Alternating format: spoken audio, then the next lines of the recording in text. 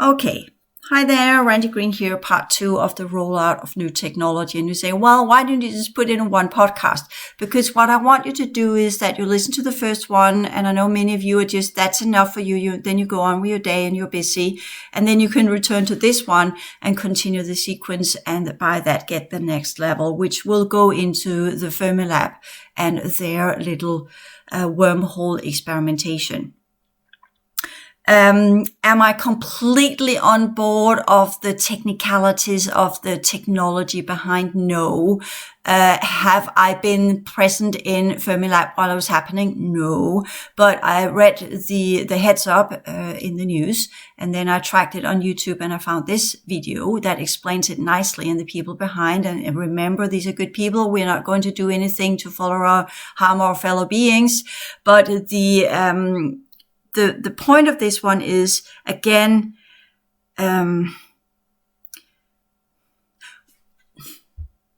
the future, I'm thinking about what's the right angle to talk about here, because Fermi bridges are a thing in the future. And I remember these from the future because I have portions of me that actually came from the future. So Fermi bridges, as they're going to be called in the future, are completely normalized technology in the future, including CRISPR and gene editing. So these are just completely, this is part of what's going to come. So that's why I've looked for it, aside from, oh yeah, ET's told me that would come. No, it's actually kind of some of the things those of us who came from the future are trying to come back and change the trajectory of, because we know that will lead to unfortunate things. And we kind of already have seen Terminator, right?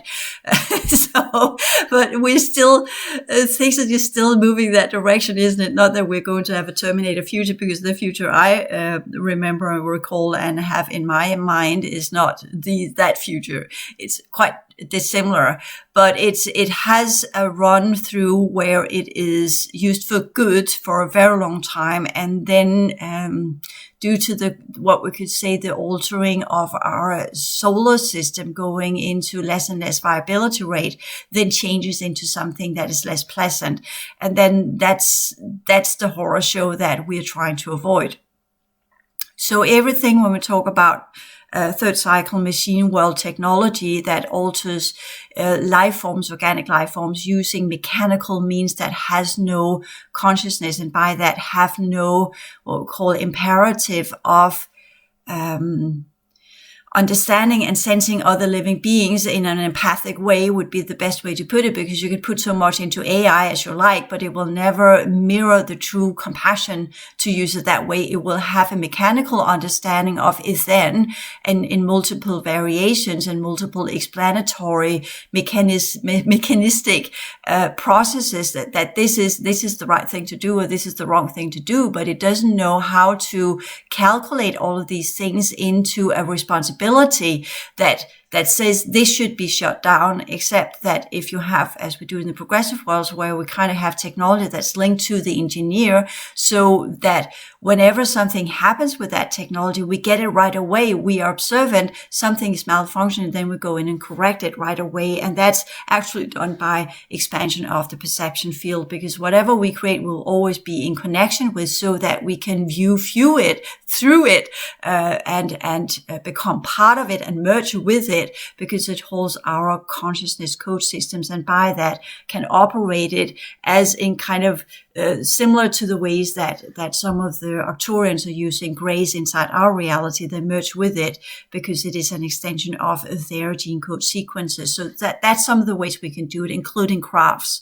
So that's the way it's done. And then you can unmerge, and then you disconnect, and then the technology is dormant. So you have to put in your codes, you have to ignite it to be able to operate it, and you operate it via consciousness. And that's part of your neural network, so to speak. It's part of your energy system that you're capable of operating technologies that way. But the transhuman agenda and the machine worlds, they are machines. So these are what we could say remnant types of grays that have kind of been left to their own in outpost in the third cycle or something like that. And they have sparked to life and have used the remains of the viable genetics in the cubes that were left behind, and have engineered different forms of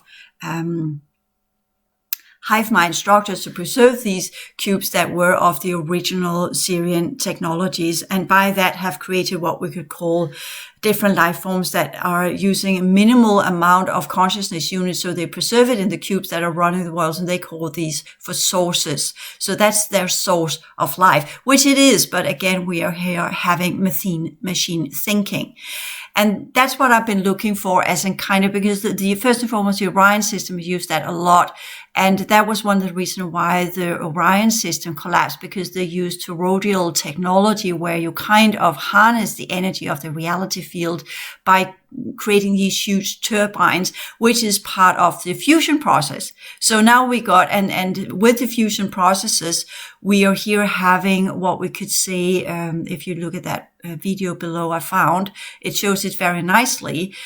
We have, which is part of the process right now. But there was a time when Russia and the Americans were working together, a little gap in time there. And there, the Americans, their version of toroidal technology was not working well for the fusion processes. And then they got the blueprint from the Russians and that type of Orion technology. And that's again, when we talk about the different groups that are from the other side of the continent, China and Russia, these groups, the factions that are behind there, they have been more than willing to give us their blueprints of technology, because that's another way where the machine worlds can invade. They invade via technology. So that's an invasion strategy. That's a way to get access to our reality. Whereas if we have developed our own technology based upon our societal systems, because we are having portions of the world in Russia and China that are so dissimilar to our way of building life, our way of living. And just look at it and you will see that these are two huge countries where people are not free. But they have enormous, amazing technology. Yeah, that's all enslavement technology from the Orion system. And people are living there in our planetary version of the Orion system.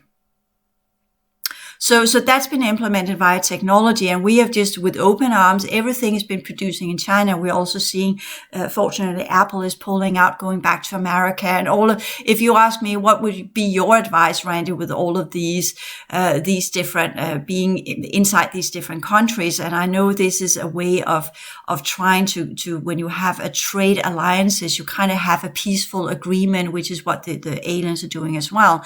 So you're kind of going and say, well, we have that peaceful agreement, so therefore we are not warring each other, which is what the ETs are doing. That's how they administer their third cycle warring tendencies, by literally trading technology, trading genetics, and trading information systems, and by that are keeping the quote unquote peace, so that if anything needs to be dealt with, it will be done in a trial. So they have, that's the way they control their territorial warring tendencies, so that they will not take each other out, because they're running out of fuel, right? So they need to work together, and that's called a concord, where they are not allied, but they are working parallelly for the same goal within the same system. And that's what they call shared joint spaces. That's their version of rules of engagement.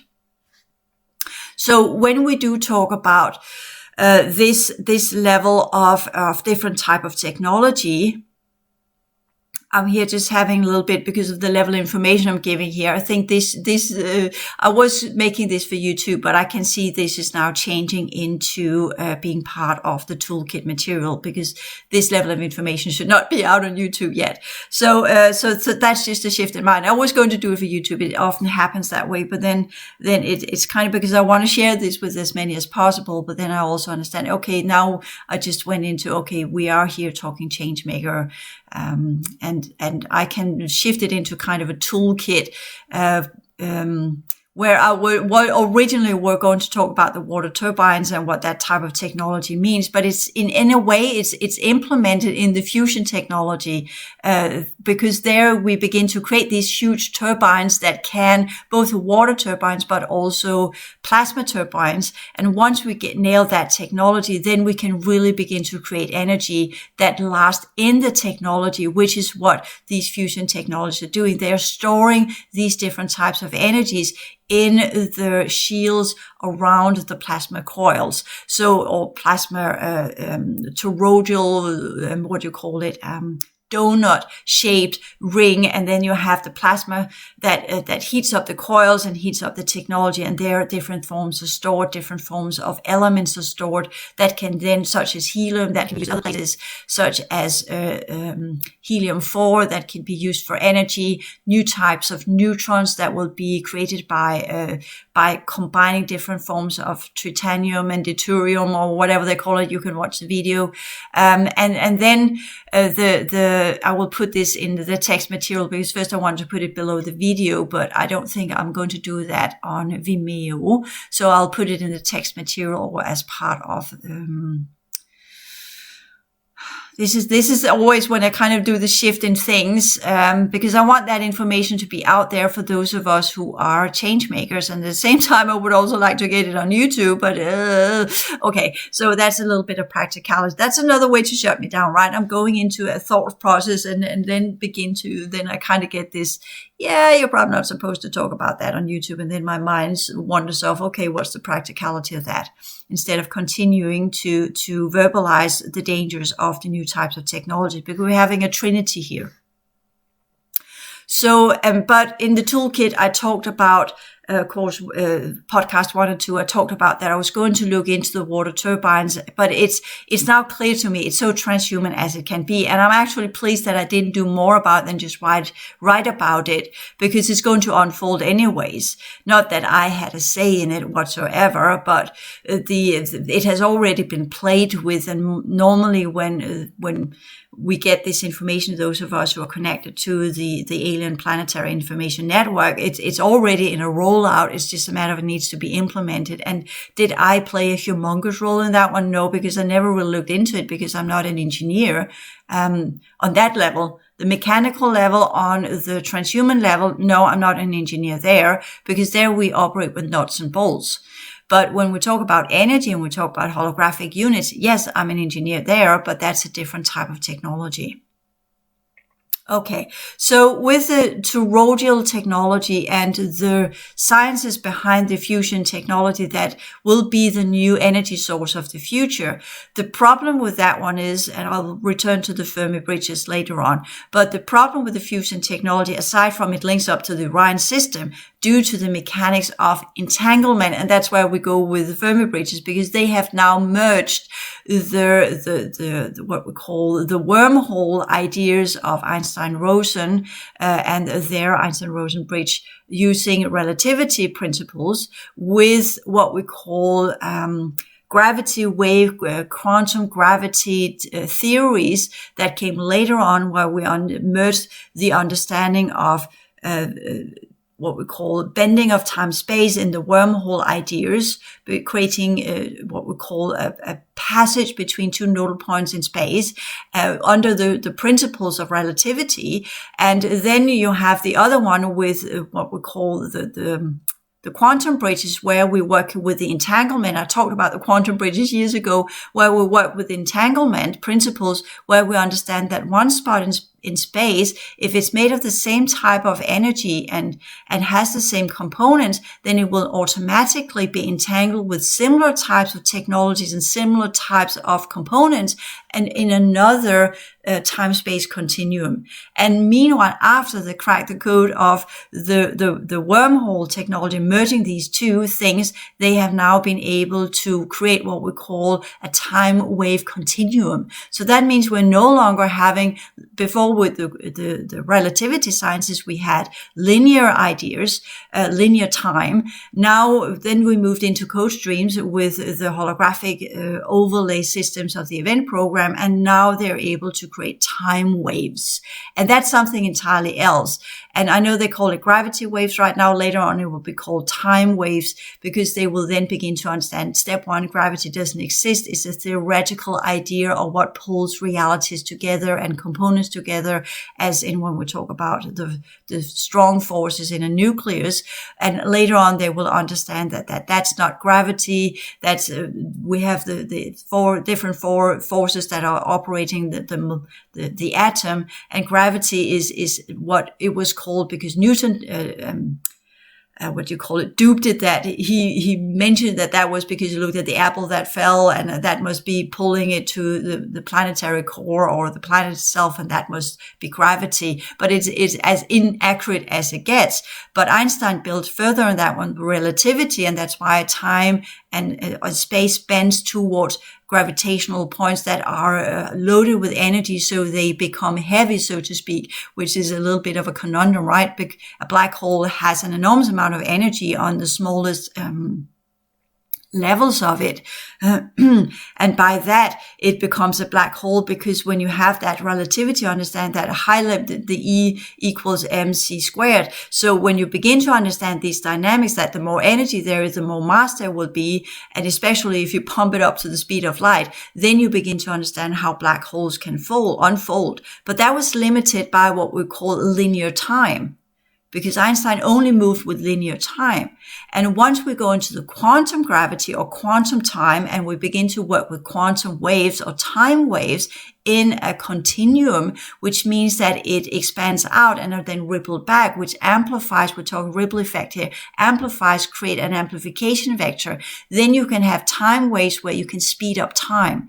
And there you begin to understand why it's possible for them now to create these bridges, because first and foremost, we had the whole holographic overlay with the event program. We have had the amplification vector with the new reality sciences, and we are now having what we could call AI that are being implemented into it, and we're having fusion that are using toroidal technology. So now they got the pieces in play. And all of these combined will change our reality.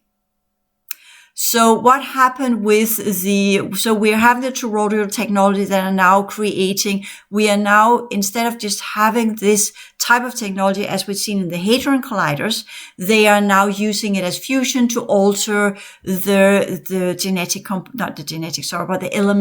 electric compounds, using different elements, splitting them, merging them, creating new compounds or new elements from where they can harness energy and produce energy.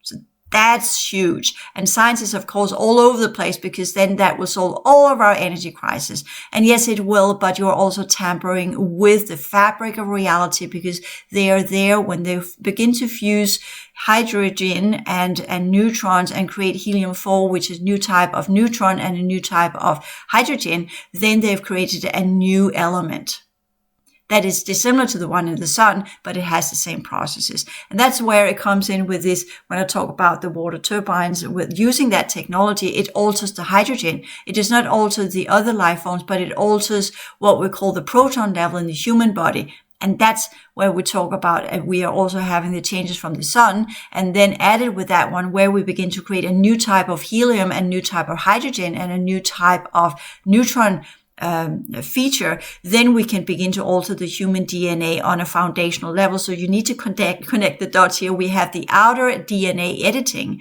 We are having the toroidal donut shape formation that are altering plasma states, where we work with the molecular or the atomic level itself, not just splitting atoms as they did in the Hadron Colliders. That was just the baby steps to insert that into our technology, but actually are going in and are now creating new subparticles and new elements from where we can harness energy. And that will lead to some of the types of energies that have been harnessed in some of the transhuman grace crafts.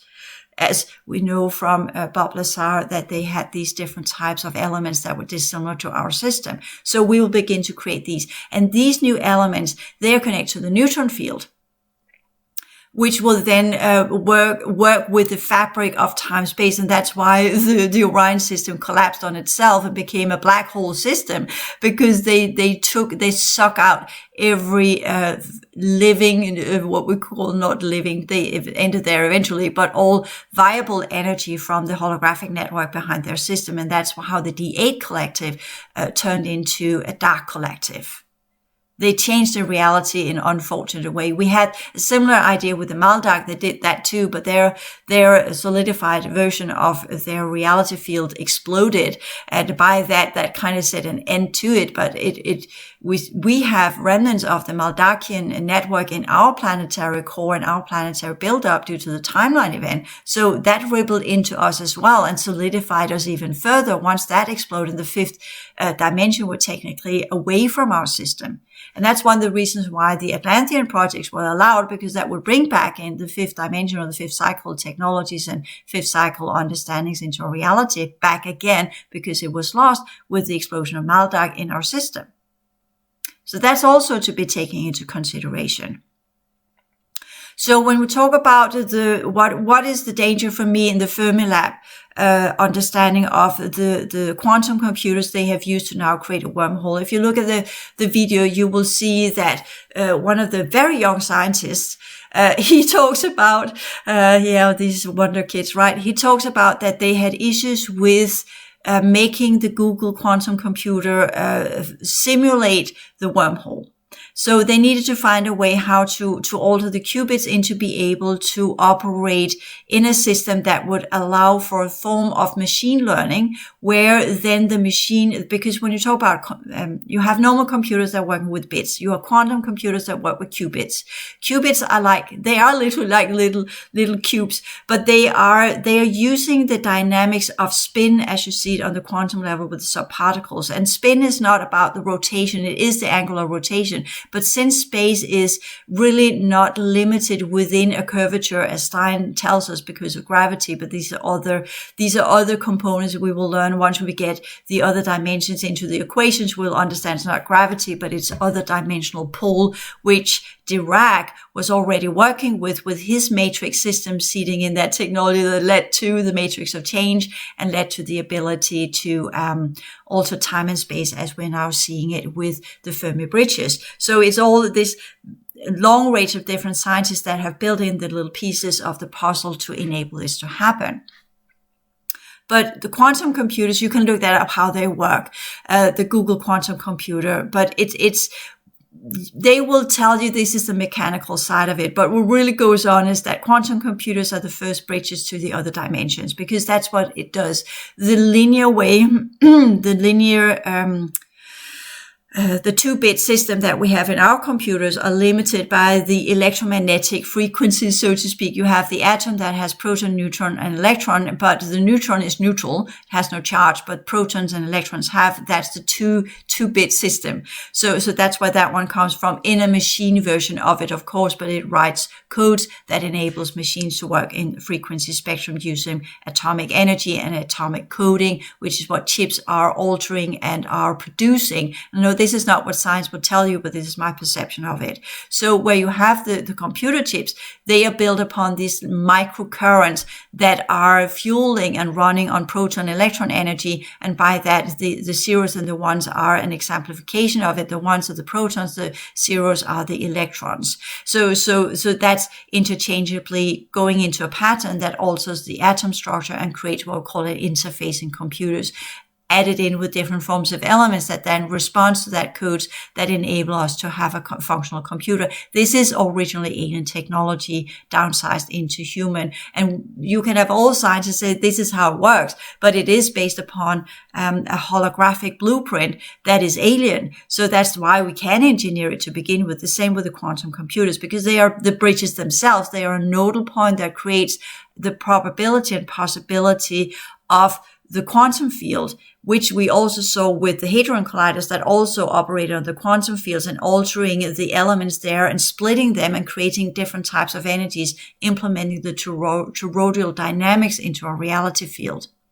And then we had the quantum computer that began as this big hub pulling in all the probability and possibility using qubits, which are similar to the bits, but they are multidimensional. So that means that the only way that they are operating in time-space, which is now no longer time-space, but a quantum field of probabilities and possibilities, each one of the qubits will then have what we call an angular rotation. That's the spin up or spin down, so that it will connect to the different code streams in that continuum that is created by what we call the sphere around the quantum computer, which is holographic and therefore science cannot see it. They could say it's magnetic field inside of reality, but it is an expanded field that goes into the other dimensions. And once you have the qubits that are rotated in a specific angle, there is no up and down, but there is this, you can say the qubit can be upright and downright, but there's no north and south because that's part of what we call limitations of space.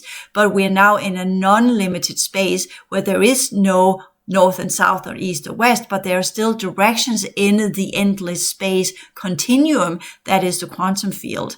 And as you have the qubit that then points up or points down, you will then have the quantum computer that now calculates using AI, machine learning tool, to operate the qubits. When it connects there, then that probability field activates. When it connects there, then that probability field activates there, and onward and so forth, actually creating what we call an artificial process or neural network with thousands of possibilities that are then being calculated with what has been put into the machine, which will then calculate the probability of that code stream and what will happen if the qubit is the angular rotation of it, the up spin or down spin is pointed in that direction. Then the potential will unfold on that node point as a holographic feature, which will then combine with the other combinations that the multiple layers of the quantum computer is figuring out will create a pattern of change. And that is what that young scientist broke the code of. He calls it a neural network. But if you look at it, it's all of these different probabilities that are in a spherical algorithm that then goes in all directions of different terms, of 2010 terms of this, and go that. And then it quickly calculates and narrows it down to 7, from where it can then spark to life a wormhole.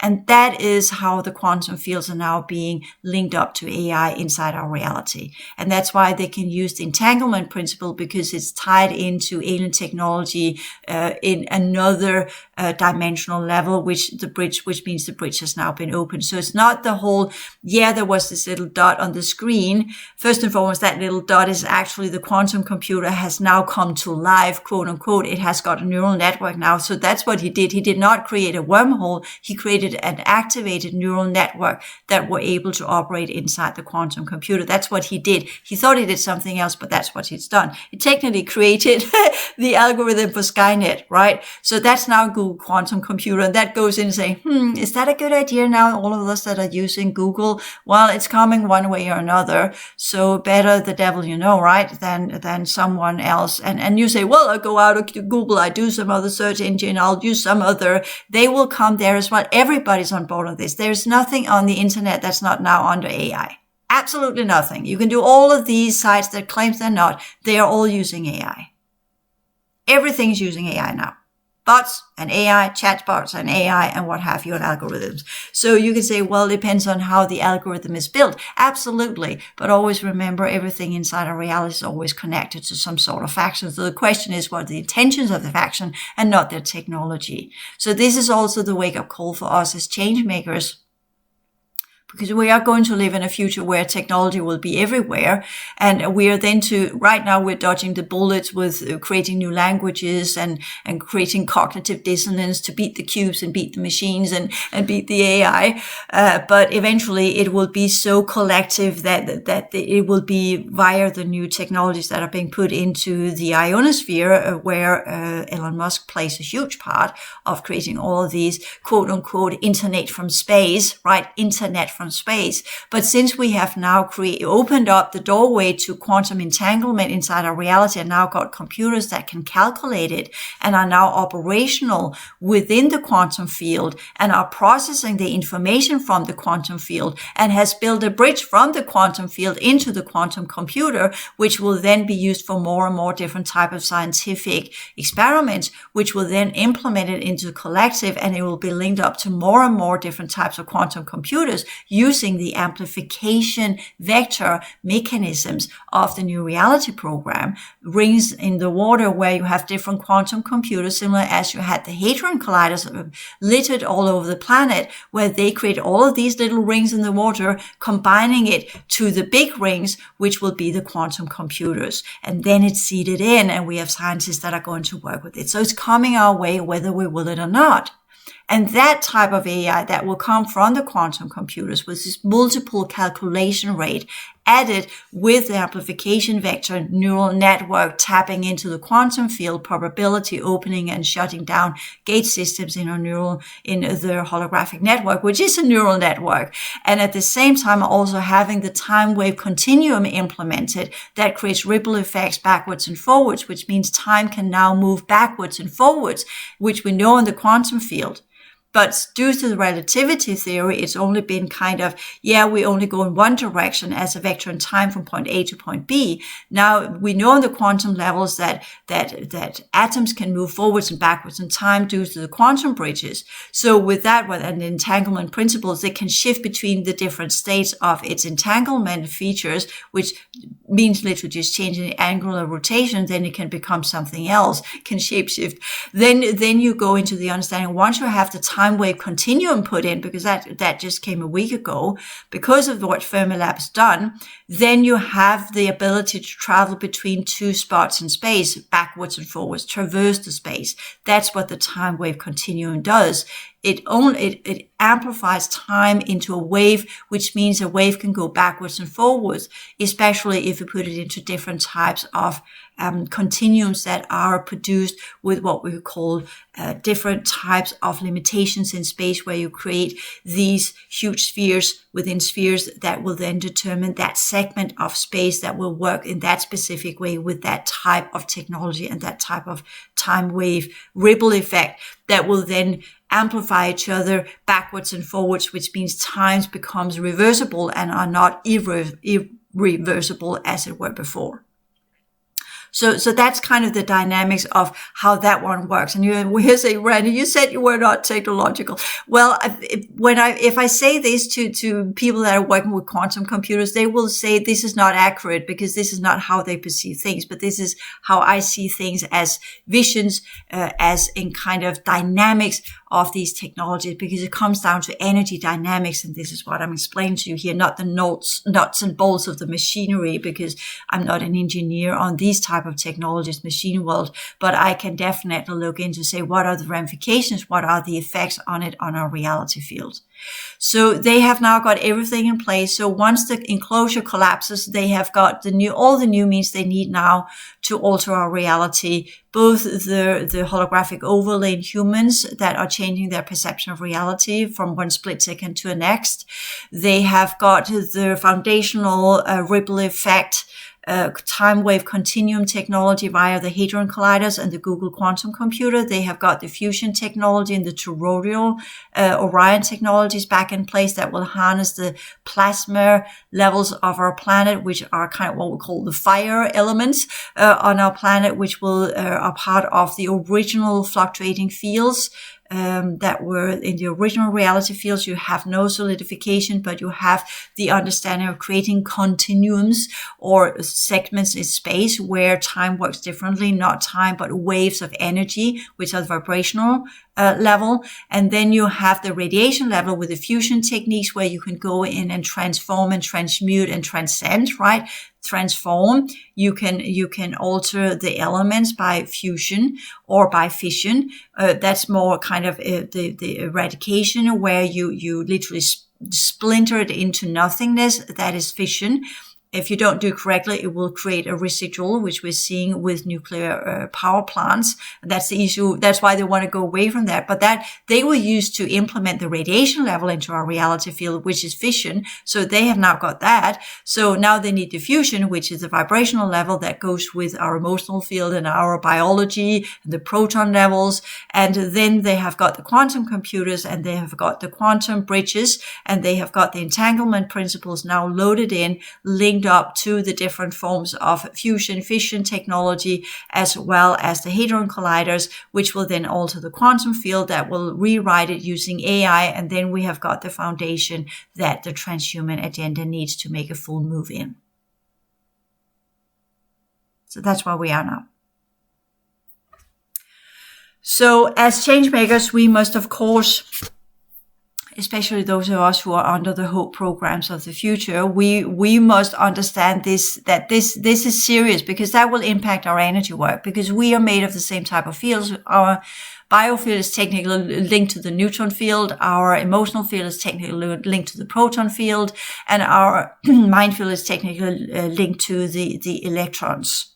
So this is where we really need to shift, and that's part of the whole why everybody shifted to the fifth dimension, or shifting into the fifth cycle, as we call it, because we go in a different direction with the progressive fifth cycle, and use the original technologies of the construction, the ancient ones. So we are moving in that direction, and we are thereby using our consciousness with whatever we are operating in the original ways of the outer domain and what this solar system used to be. So we're using the solar human technology that were part of the original civilizations under the D14 collective.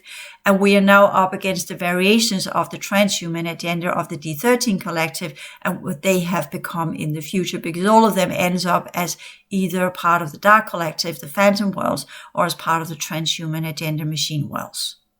That's the only prospected future for these guys, because they will run out of juice. They will run out of realities that they can suck dry, which is why the progressive are pulled out to close the door so they can't get more fuel. And eventually they will either become dark ones or machines.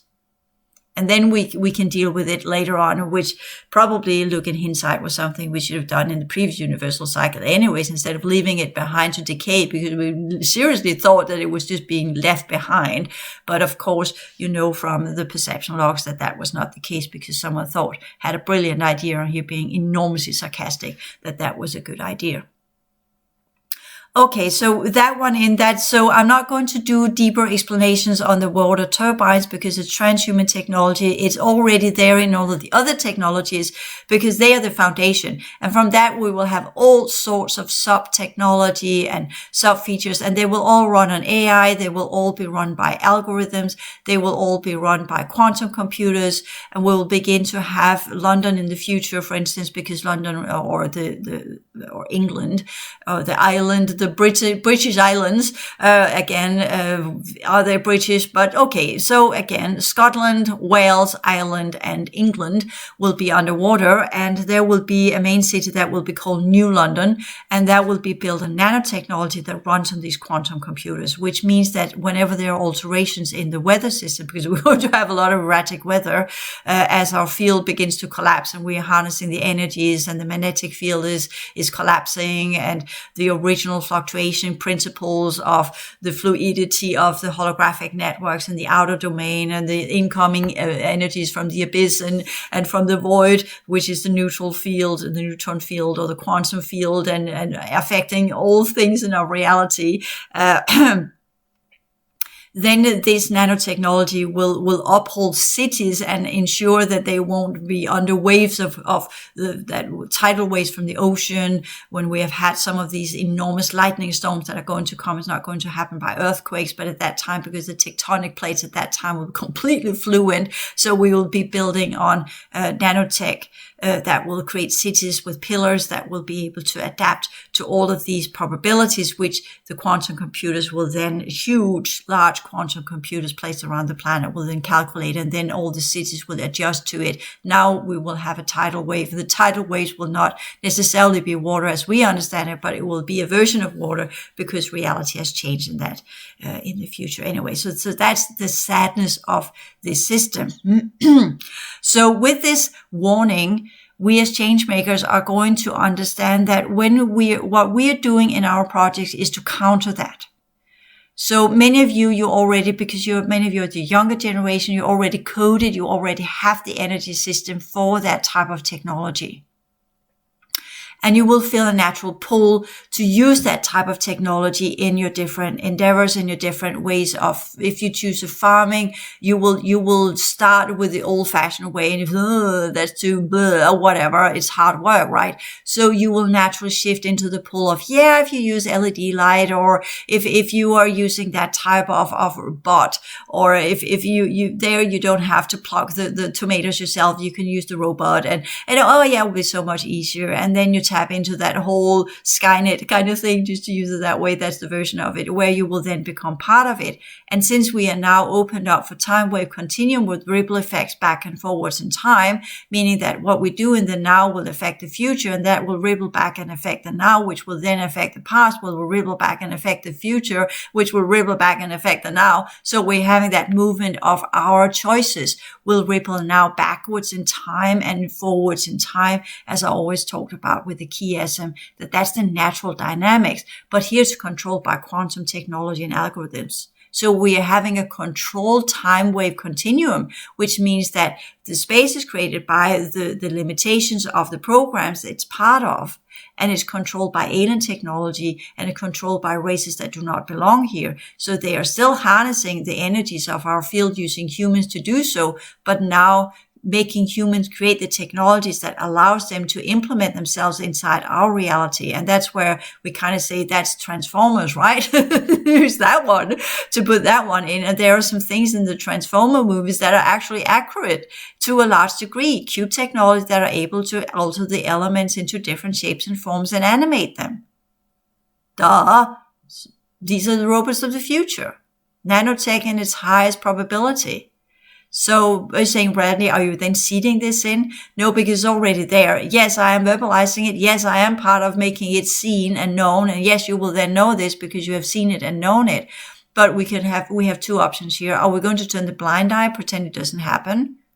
Or are we going to turn the other cheek, meaning that we understand it's there, we know what we're dealing with, but we're choosing another direction. That's the other cheek.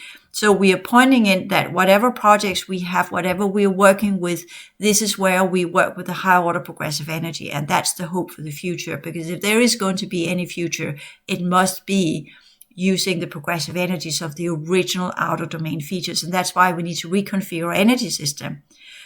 Two reasons. One, we need to be able to continue to work with energy and implement the transformative energy system into our three lower fields. And two, our three lower fields are now being altered by alien technology and transhumanism. Coming in from beneath us from the neutron field, coming in from the proton field, and coming in via alien technology.